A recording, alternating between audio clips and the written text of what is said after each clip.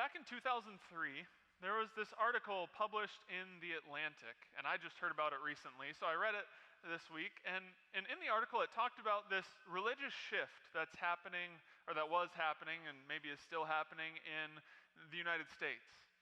The author wrote about it. He said he realized it when someone asked him about his religious beliefs. And he doesn't believe in God, and so he was getting ready to tell this person that he was an atheist, when all of a sudden it hit him that maybe atheist isn't really the right word to describe him.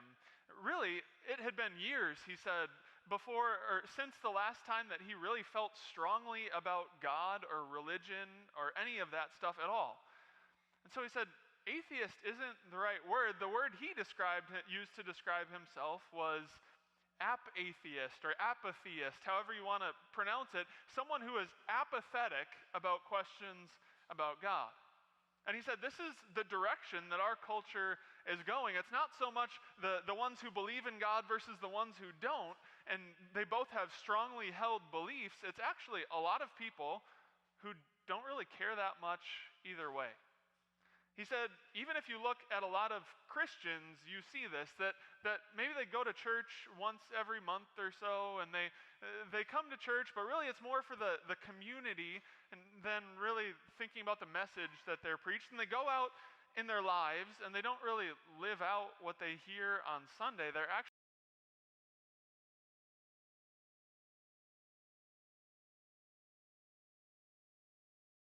enthusiasm as there used to be about religion. He wrote that 20 years ago, and I was shocked when I looked at the publishing date because I thought for sure that he was talking about today. This is something that we still struggle with, that doesn't just happen out in the outside non-Christian world. This is something that the Christians struggle with too. The Christianity Today 2023 Book of the Year was about this topic. It's called Overcoming Apathy. This is something that we struggle with, maybe because we're so busy, maybe because there are so many other things that we're distracted by, or that other things that we're passionate about, but for one reason or another, we can't seem to get all that excited about God. And I'm sure that you can relate to that on at least some level. I struggled with it myself this week. I don't know if it was that I was tired from the high school mission trip that was here last week, or if I was tired looking in advance towards Holy Week, but for whatever reason, I just could not get excited about this text that was in front of me, which is really ironic because this text is filled with everything but apathy. It's filled with commands to shout for joy and to rejoice. It's filled with joy. When was the last time you shouted for joy about something? Maybe at a sports game or at the rodeo when you went to a concert, maybe then you shout for joy, but when was the last time you shouted for joy when it came to something about God? It's probably been a while, right? Don't you wish that you could wake up every morning just filled with the joy that comes from knowing God? Filled with this deep sense of peace that you live out of, and so you're ready to just go and conquer the world for Jesus. Don't you wish that you could wake up like that every morning? I know I do. And yet, so often, I wake up, and all I think about is how tired I am, or how I have more to do than there is time in the day. I think about how there's plenty of happiness in my life. Don't get me wrong, I live a very happy life, but even that happiness is fleeting, right? It's there for a moment, and then it's gone the next. So how do we find joy, this deep, enduring joy that lasts through any circumstance in life, this joy that nothing in this world can give and that nothing in this world can take away? That's what Zechariah wants to show us in chapter 9 of his book. He says this. He says, "Rejoice greatly, daughter Zion. Shout, daughter Jerusalem. See, your king comes to you, righteous and victorious, lowly and riding on a donkey, on a colt, the foal of a donkey. I will take away the chariots from Ephraim and the war horses from Jerusalem, and the battle bow will be broken. He will proclaim peace to the nations. His rule will extend from sea to sea and from the river to the ends of the earth. This is God's word. So when you look at the context in which these words were written, when you go back into the history of Israel, you see a familiar theme: apathy. See, Zechariah was written at the same time as the prophet, or as the book of Haggai, which I know doesn't help you at all, but they were written at the same time, which was after the Israelites had come back from exile. So 70 years earlier, the Babylonians had come and destroyed Jerusalem and Judea and carried everyone off into captivity. And so that's where they stayed for 70 years. They were in Babylon, in exile, away from their home, away from their city, away from the temple. And then finally, there was a shift of world powers. The Babylonian Empire fell, and the Medo-Persian Empire took over. And eventually, the king of Persia told those exiles that they could go home, that they could go back to their city, back to Jerusalem, and start rebuilding it. And so that's what they did. They went back, and they saw their city in shambles.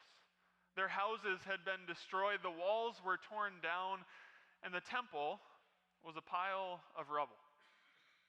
So these words in Zechariah and the words in Haggai were written 14 years after they had gotten back into their homeland. And it's interesting, they had had plenty of time to rebuild their own houses and to start rebuilding the walls, and yet the temple sat there, still a pile of rubble, completely ignored and neglected. This is the apathy that Haggai, written at the same time, rebukes the people for. That they had plenty of passion, plenty of zeal for their own houses, and yet they don't really care about the temple. It's sitting there ignored and neglected. Possibly because the Israelites themselves might have felt a little bit ignored and neglected. They might have felt that they had nothing to rejoice about. They had no king on their throne. They had no palace for their king to live in. They had no temple where God's presence could dwell. That was the sign of God's presence among them. And it was also the sign of their identity as God's chosen people. And so they felt like they didn't have a whole lot to be joyful about. But that's when Zechariah comes along and he shakes them out of their apathy and he says, "Rejoice, shout for joy." Why? Because he says, "Your king comes to you." At first, when the Israelites heard about a king, they probably wouldn't have been too joyful. It had been hundreds of years since the Israelites had any king worth getting excited about. Kings, in the Israelite mind at that time, brought warfare and violence and bloodshed. The Assyrian king had come and laid siege to Jerusalem to the point that they started to starve to death. Then later, the Babylonian king came and destroyed their whole city and carried them off in captivity. Kings, in their mind, brought violence and warfare and bloodshed. So why should they be excited about a king? Well, Zechariah tells them that this king is not like the kings that they know. The reason they should rejoice that this king is coming is because of who he is and what he's like. First of all, he tells them that this king is righteous and victorious. The important part there is that he's righteous. Being victorious isn't enough. That's not reason for celebration enough. Just imagine if Hitler had won World War II and came across the ocean to march into Washington, D.C. Would there have been shouting for joy in the streets? Would there have been a parade? No, we would have been running in fear, right? It's not enough to be victorious, but this king is righteous. He's going to do right. Unlike so many of the kings that came before him, he's righteous, and he's on their side. Not only that, but Zechariah says that this king who's coming is gentle. The word he uses is lowly. He says you can see that by the fact that he comes in not riding on a chariot or a war horse, but riding on a donkey. Actually, not even a donkey, a colt, the foal of a donkey. This was an image that would have been familiar to the Israelite mind. Throughout their history, there were stories that they would have been taught about times when kings rode in on donkeys. One of them is David's son Solomon, whose name literally means peace. He rode into Jerusalem for his coronation on a donkey, and that was just about the height of the power of Israel. That was the golden age of Israel. And so they're thinking that this is a good symbol, a symbol of peace and prosperity. It's also a symbol that this one who's coming is the son of David, the Messiah, the ultimate king who's going to reign forever and ever.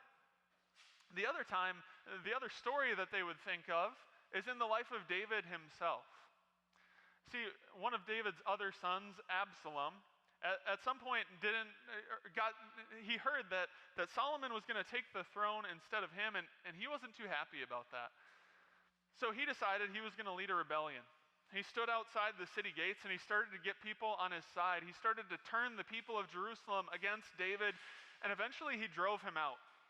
He took the throne in Jerusalem. He drove David out of the palace and outside the city. And eventually, long story short, David squashed that rebellion. David came back, and he drove Absalom out and retook control of Jerusalem. And after he did that, he rode into the city. That city filled with people who had turned against him, people who had joined in on the rebellion against him. And you know how he rode into that city? He rode in on a donkey, because that was a symbol of peace. A symbol that he wasn't there to come and kill the people who had rebelled against him. He wasn't there to punish them. He wasn't there to start a war. He was there to end one. He was there to bring peace. That's what Zechariah wants you to be thinking of when you see that this king is coming lowly and riding on a donkey. He's coming to bring peace. That's why he chose a donkey for Palm Sunday. That's why he rode into the city on a colt, the foal of a donkey, to show you that he was gentle, that he brought peace, that he was not coming to start a war, he was coming to end one.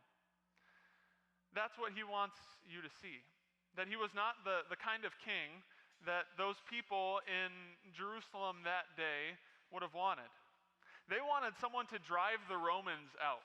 They wanted someone to bring them political power. They wanted an earthly king, but that's not what Jesus came to be. He came not to kill his enemies and take power for himself. He came to be killed by his enemies so that we could be set free. He came to end the war. See, because what those people in Jerusalem on Palm Sunday didn't understand, what the people in Zechariah's day didn't understand, and what we still don't understand, is that our greatest enemy is not someone out there. It's not other people. It wasn't the other nations in Zechariah's day. It wasn't the Romans in Jesus' day. It isn't the opposing political party in our day or world powers across the sea. It's not other people. Our greatest enemy is ourselves. The biggest problem that we face is our own hearts. Our hearts that are so often filled with apathy toward God and His Word. Our hearts that can get plenty excited about a sports game, or about politics, or about money, or travel, or family, or our career, that can get plenty excited about other things, but can't seem to get excited about God.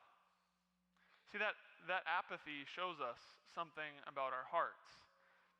It shows us that we have taken someone or something else and put it on the throne in our hearts in the place that only God should occupy. That whatever that thing or that person is, that they are the thing that we look to for hope and security. They are our king in our hearts. And so that means that apathy, as harmless as it might seem, is actually rebellion against our King and our Maker. Which is why it's so important that Jesus comes to bring peace. He doesn't come to condemn us and to kill us for rebelling against God. He doesn't come to punish us. He comes to take our punishment on himself. He comes to set us free from ourselves, to go to the cross so that he could die so that we wouldn't have to, so that our rebellion against God would not result in our death. That is why Jesus rode in on that Sunday, knowing full well that by Friday he would be hanging from a cross, forsaken by his Father, because he carried the sins of apathetic, careless people like you and me. That's why he went to the cross and died, so that he could set you free from your apathy, so that he could set you free from the death that you deserve for your rebellion against God. That's why he did it.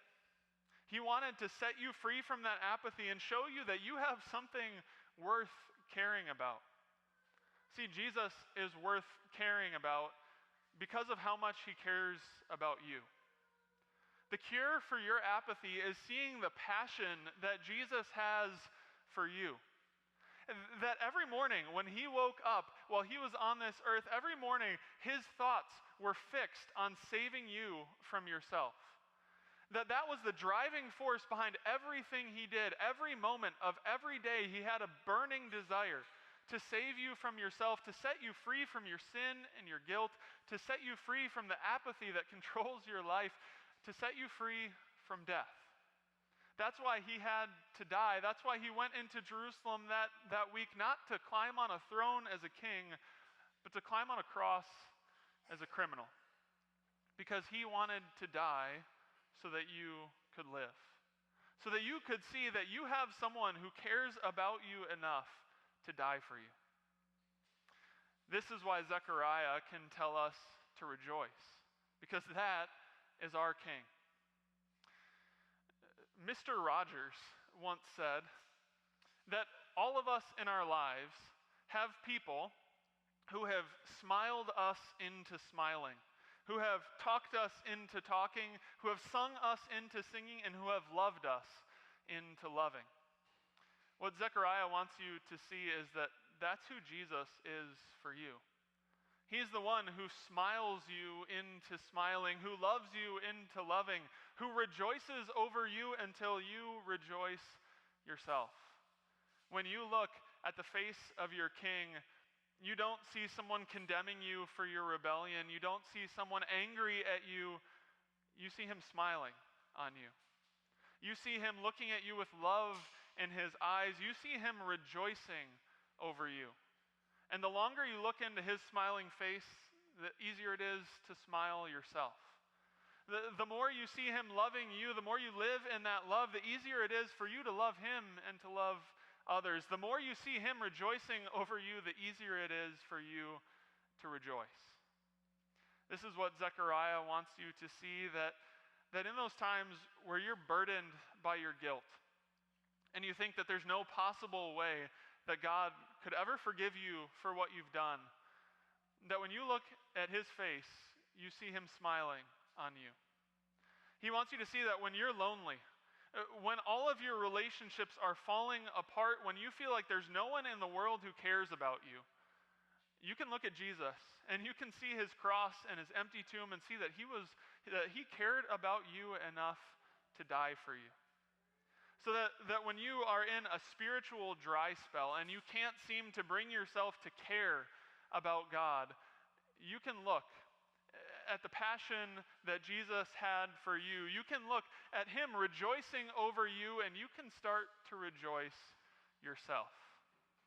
This is what Jesus came to do for you.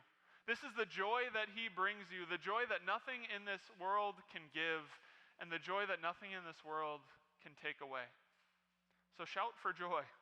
Rejoice, because your King has come to bring you joy. Amen.